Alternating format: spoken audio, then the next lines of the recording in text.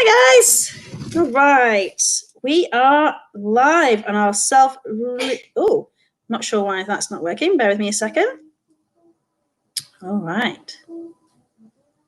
Okay, well, welcome to those joining us live. I'm Ella Bates. I'm here for your Self-Leadership Reading Club. What is that? It means that we buy the book, and all simply you have to do is turn up and join in the conversation and learn from us.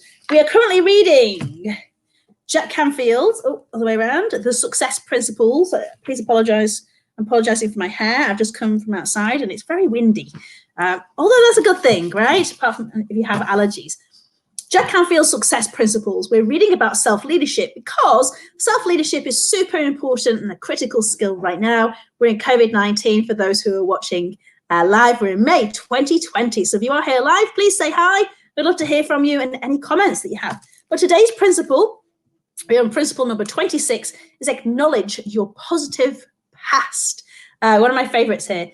Grandma Moses, who is an American folk artist, says, I look back on my life like a good day's work. It is done and I am satisfied with it. Isn't that cute? Let's see what Jack Canfield has to say.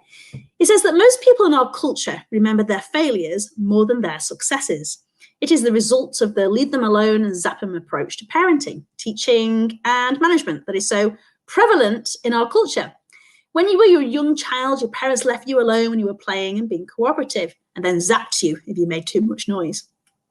It's a really good metaphor, this, isn't it? We're a nuisance, or maybe you got into trouble. You probably received a perfunctory good job when you got A's, but a huge lecture if you got C's and D's, or God forbid, an F. In school, most of your teachers marked the answers you got with an X rather than marking the ones you got right with a check mark or a star.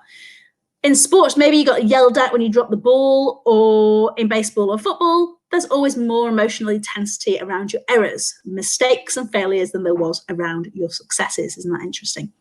Because the brain more easily remembers events that were accompanied by strong emotions, most people underestimate and unappreciate the number of successes they've had in relation to the number of failures they've had. One of the ways to counteract this phenomenon is to consciously focus on and celebrate your successes. We've talked about celebration already as being important. One of the exercises I do in my corporate seminars is to have the participants each share a success they've had in the past week. It is always amazing to see how difficult this is for people.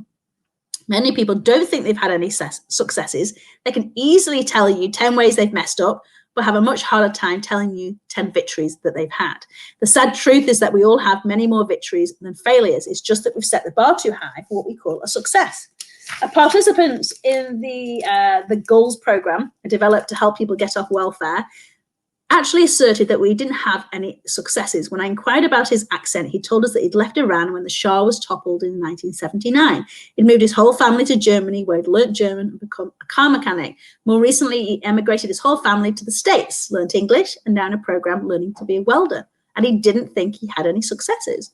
When the group asked him what he thought a success was, he replied that it was owning a home in Beverly Hills and driving a Cadillac. In his mind, anything less than that was not an achievement. Slowly, with a little coaching, he began to see that he had many successes experienced every single week. Providing for his family, buying his daughter first bicycle, and things like that were all successes. So I want to look at that. Let's go back to what Jack Canfield said about the fact that your brain remembers things that has some really big emotions attached to it. So your job is to create the big emotions attached to the successes. So when you remember them, you remember the emotions. Can you turn that down, please, Ellie? Sorry, my daughter's here playing on her iPad. Oh, it's not. It's Jack's. I'm sorry. Jack, turn it down, please, sweetheart. Obviously, we need the noise. So we need to attach emotions. So, you know, when we've done a really good thing or we've had a really great day, it's okay to say, yeah, a really good day, and feel happy, or maybe even do a happy dance over it. And it doesn't have to be massive. You don't have to have conquered the world. You don't have to have written a whole training program. Maybe it's, you know, the first hour of the training program is written, yay! Maybe it's, I had a shower and I put clothes on today, yay! Maybe it's, right? Maybe it's we finished the craft that we started on Sunday, yay! Maybe it's, you know, I made a dinner from scratch without buying processed food. Yay!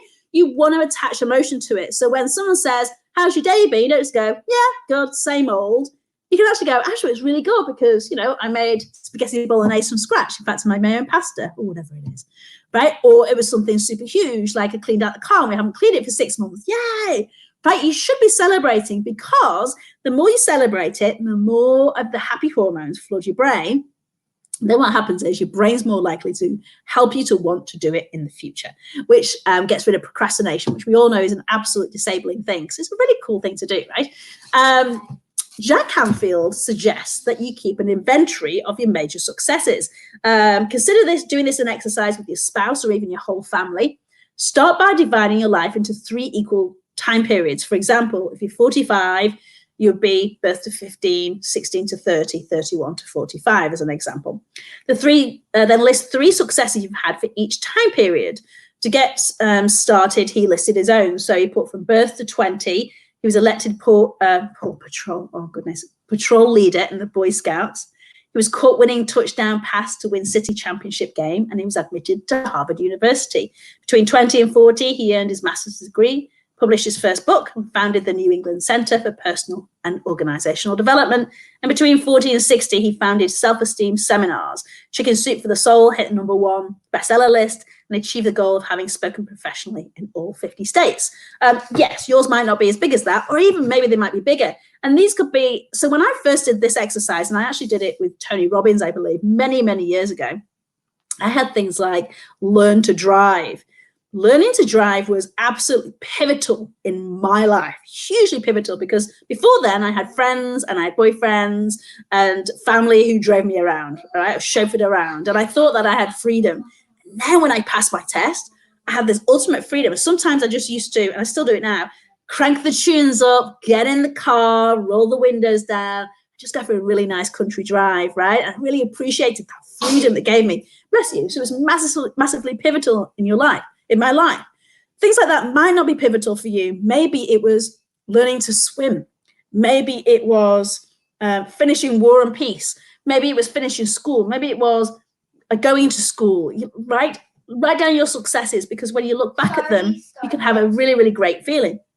Let's talk about, it actually talks about keeping a victory log. I like this. My friend Sherry, she calls it a brag book, I think. Have you ever heard of one of those, a bragging book?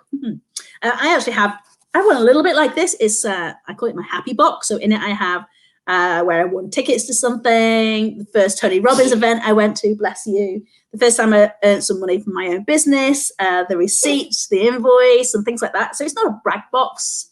It's actually just a happy box. When I open it up, it just has happy things in it. Yeah, I have like cinema stubs from when I went out with my first boyfriend and crazy things like that. I do. Yeah, it's true. So it says, create a victory log. Another powerful way to keep adding to that stack of poker chips is to keep a written record of your successes. It can be as simple as a running list in a spiral-bound notebook or a document on your computer, which I don't suggest you do, because there's much more power in writing things down. By recalling and writing down your successes each day, you log them into your long-term memory, which enhances your self-esteem and builds your self-confidence. And later, if you need a boost of self-confidence, you can reread what you've written. So anytime you're thinking, oh, you know, I'm not worthy, I'm having a good day, I'm feeling a bit blah, you can go to it.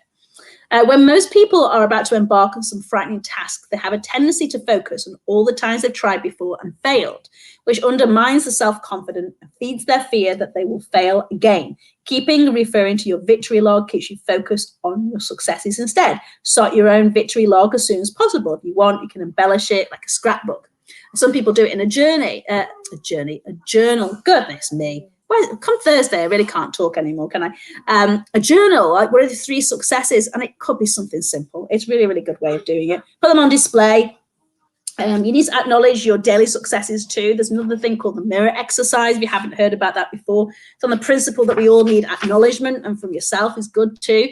So before going to bed, you stand in front of a mirror and appreciate yourself for all that you've accomplished during the day. If you go to a yoga class, right, you appreciate your body for stretching and turning up that day, right? It's just self-appreciation. You can look at things like business achievements, financial, educational, personal, physical, spiritual, or emotional. Any temptations you didn't give up to. Maybe you decided not to eat that Easter egg that was still in the cupboard, right? The other thing I want to leave you with here is you need to you need to have a sense of completion, Okay, that's what gives people that feeling of accomplishment and the fulfillment on tasks. I'm not saying that's the only thing that fulfills you. A reason to celebrate your successes is that you don't feel complete until you've been acknowledged. It gives you a sense of accomplishment and recognition. If you spend weeks producing a report and your boss doesn't acknowledge it, you feel incomplete. Does that resonate with you? If you send someone a gift and you get no acknowledgement, there's this little incomplete taking up attention units inside of you. Your mind needs to complete the cycle. Of course, even more important than completing is the simple, enjoyable act of acknowledging and rewarding our successes, causing our subconscious mind to say, hey, succeeding is cool. Every time we produce a success, we get to do something fun. Rewarding yourself for your wins powerfully reinforces your subconscious mind's desire to work harder for you. It's just basic human nature. So next time you do something awesome, at the end of the day, I want you to look in the mirror and go, how awesome was I today? I was awesome. I showered and put clothes on. I was awesome. I wrote a program. I was awesome. I finished a book. I was awesome. I organized the kitchen cabinets. I was awesome today. I finished that report for my boss, which allowed this product to get launched. Whatever it is, you need to be celebrating. You need to be activating the system that allows your brain to recognize celebration, so it wants to do it again and again and again. Anyway, that's today's episode. I'll see you next Tuesday, where we are Tuesdays and Thursdays at 2 p.m. Eastern for Self-Leadership Reading Club. If you have any questions, feel free to reach out to me, Ella@ellabates.com. Thanks for joining us, guys. Have a great day.